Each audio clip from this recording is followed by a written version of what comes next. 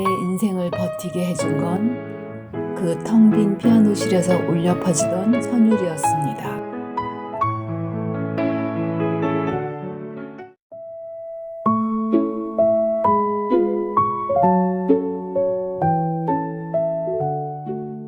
여러분, 지금 제 손에는 낡은 악보 한 장이 있습니다.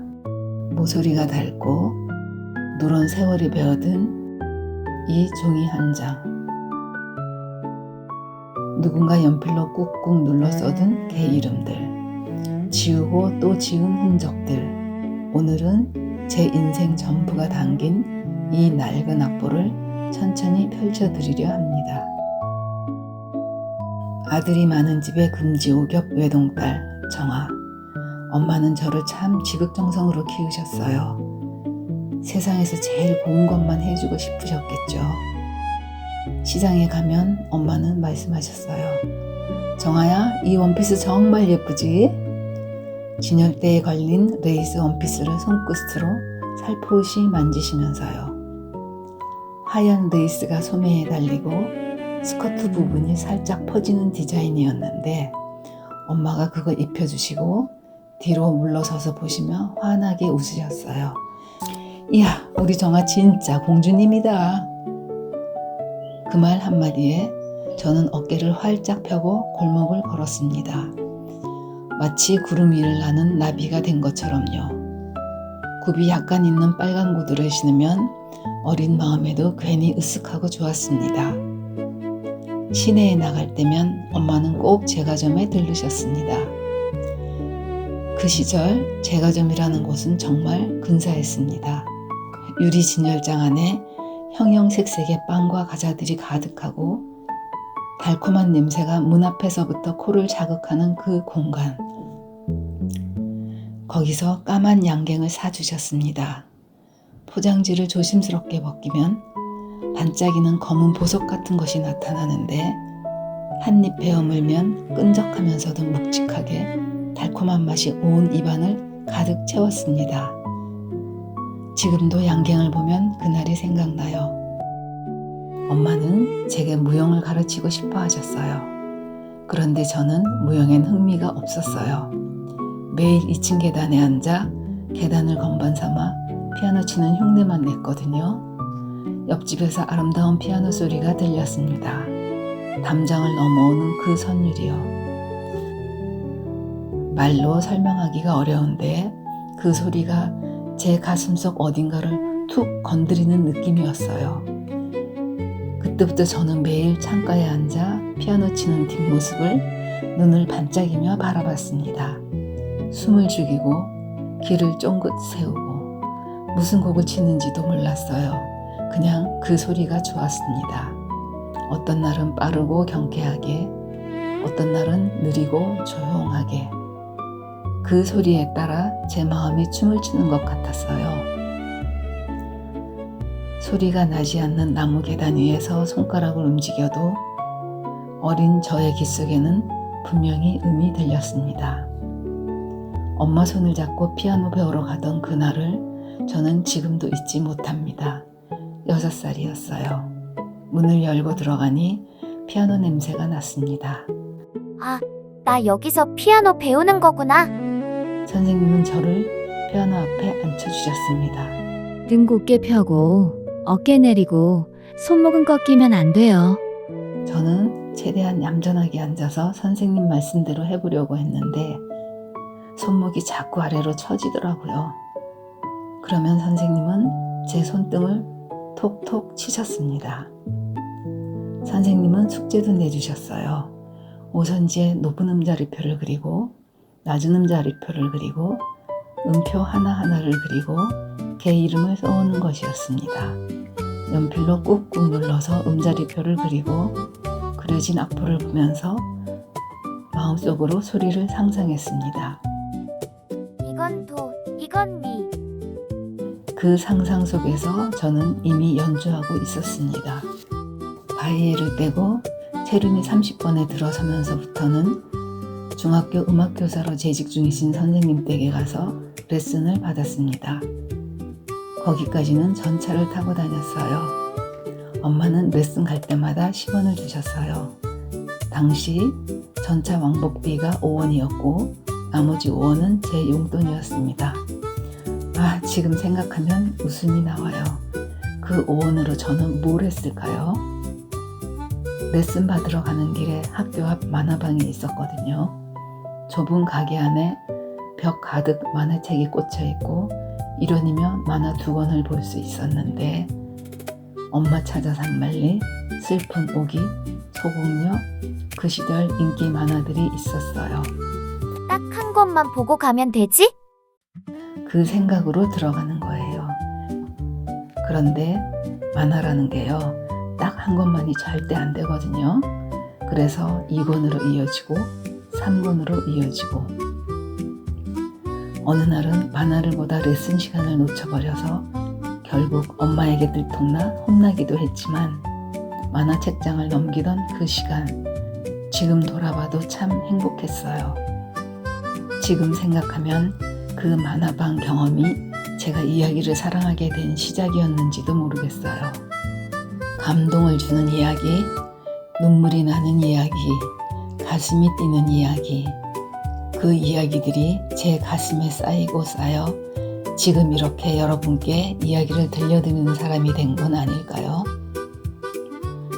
우리 학교에는 귀하디 귀한 피아노 한 대와 발로 밟아 바람을 넣어야 소리가 나는 풍금이 여러 대 있었어요. 음악 시간이 되면 남학생들이 땀을 뻘뻘 흘리며 풍금을 교실로 옮겨왔습니다. 선생님 대신 제가 풍금 앞에 앉아 반주를 할 때면 친구들의 노랫소리가 창문을 넘어 운동장 미끄럼틀까지 퍼져나가는 것 같았어요. 그리고 학교의 날, 반대항 동요대회가 열리는데 반주는 누가 하느냐가 엄청 중요했어요. 당시에는 피아노 배우는 아이들이 손가락으로 꼽을 정도로 몇 없었기에 저는 여러 반의 반주를 맡았어요. 학예의 전날부터 아이들이 제 귀에 대고 속삭이기 시작했어요. 정아야, 우리 반 차례 때 전주 좀 길게 쳐줘. 그래야 우리가 준비할 수 있어. 정아야, 빠른 부분에서 너무 빨리 가지 마.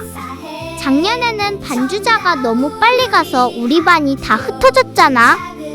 그 시절 피아노와 풍금 소리로 가득했던 음악실은 제게 작은 천국이었어요. 그런데 그 찬란했던 인기와 풍금 소리 뒤로 곧 제 인생을 뒤흔들 커다란 폭풍우가 다가오고 있다는 사실을 당시에 저는 미처 알지 못했습니다. 5학년 겨울, 든든한 버팀목이던 아버지가 이름도 낯선 암이라는 병으로 쓰러지셨습니다. 1년의 투병 끝에 아버지는 떠나셨고 우리 집엔 찬바람만 남았습니다. 전세라는 단어를 그때 처음 배웠고 이삿짐 트럭을 타는 게 한 번으로 끝나지 않았어요. 그 다음 해에도 또 그 다음 해에도. 그 중에서도 가장 가슴 아팠던 건 피아노 뚜껑을 닫아야 했던 것입니다. 체르니 40번이 넘어가면 손가락이 드디어 자유로워지고 고전 소나타를 연주할 수 있는 수준이 되거든요. 그 문턱에서 멈춰야 했습니다. 이제 막 화려한 기교를 배우려던 찰나에 제 꿈도 함께 멈춰버렸습니다. 그냥 울었습니다. 조용히, 아무도 모르게. 중학교에 진학했습니다. 여전히 저는 피아노를 포기할 수 없었습니다. 음악 선생님께 부탁해 받은 피아노실 열쇠. 피아노실 문을 열면 먼지 냄새와 나무 냄새가 섞인 공기가 코를 가득 채웠습니다. 창문으로 빛이 비스듬히 들어오고 바깥에선 가끔 바람 소리도 들리고 그 외에는 아무 소리도 없었습니다. 저는 피아노 뚜껑을 열었습니다. 등을 곧게 펴고 손목을 바르게 하고 그리고 손가락을 건반 위에 얹었을 때 그 순간이 제 인생에서 가장 고요하고 가장 충만했던 순간 중 하나였습니다. 한동안 치지 못했더니 손가락이 뻣뻣해서 잘 안 풀리는 거예요. 처음부터 다시, 또 처음부터 다시. 어느 순간 손가락이 풀리고 음들이 연결되기 시작하면 그때부터는 시간 가는 줄 몰랐어요. 해가 기울어서 피아노실이 어두워질 때까지 쳤습니다. 지금 돌아보면 그 텅 빈 피아노실에서 혼자 건반을 두드렸던 그 시간들이 제 인생 전체를 버티게 해준 힘의 원천이었어요. 세월은 참 빠르게도 흘렀습니다. 만화방에서 눈깔 사탕을 물고 앉아있던 꼬마 정아가 어느새 사회에 나가 첫 출근을 하게 됐으니까요.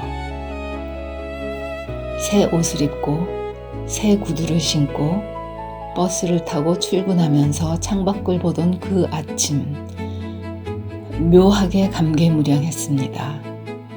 주간에는 치열하게 직장 생활을 하고 야간에는 대학에 다녔습니다. 지치는 날이 많았죠. 집에 돌아오면 그냥 쓰러져 자고 싶은 날도 있었어요. 첫 월급을 받던 날, 제가 가장 먼저 한 일이 무엇이었을까요? 바로 적금을 부어 저만의 피아노를 사는 것이었습니다. 집에 피아노를 들인 날, 그 피아노 앞에 앉아 리차드 클라이더만의 피아노 곡을 쳤습니다. 아름다운 선율이 조용한 거실을 채워갈 때 저는 다시 양갱을 먹던 그 어린 소녀로 돌아가는 것 같았어요. 레이스 원피스를 입고 구름 위를 걷는 것 같았던 그 느낌. 그 모든 것들이 건반 위의 손가락을 통해 흘러나왔습니다. 지치고 힘든 날에도 피아노 앞에 앉으면 달랐어요. 직장에서 억울한 일이 있던 날, 공부가 너무 힘들어서 포기하고 싶던 날, 외롭고 쓸쓸하던 날, 건반에 손을 얹으면 세상의 모든 무게가 내려가는 것 같았습니다. 그로부터 참 많은 시간이 흘렀습니다. 은퇴를 하고 경력과 전공을 살려 IT 강사가 됐습니다. 초보자들에게 컴퓨터를 가르치고 선생님, 이게 뭐예요? 하고 눈을 동그랗게 뜨고 물어보는 분들께 하나하나 설명해 드리는 그 시간이 좋았어요. 제가 그분들을 새로운 세상으로 안내하는 것 같았거든요. 그렇게 10여 년이 흘렀습니다. 어느 날 문득 피곤함이 몰려왔어요. 쉼없이 달려왔기에 쉬고 싶었습니다. 아쉬웠지만 IT 강사 생활을 마무리했어요.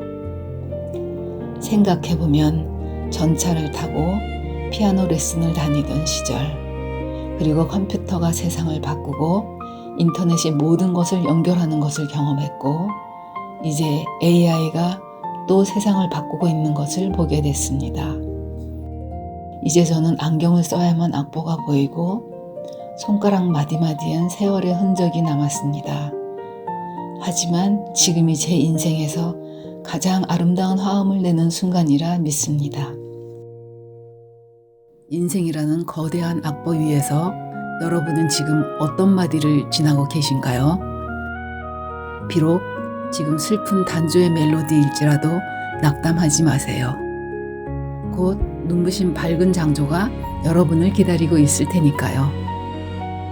쇼팽의 즉흥 환상극처럼 때로는 빠르고 어지럽게, 때로는 베토벤의 월광처럼 고요하고 깊게 흘러온 나의 시간들. 과거의 추억은 이제 AI가 만들어낸 아름다운 영상과 음악이 되어 세상과 만납니다. 그게 음악이고 그게 인생이더라고요. 기다려주세요. 그리고 다음 이야기도 함께해요.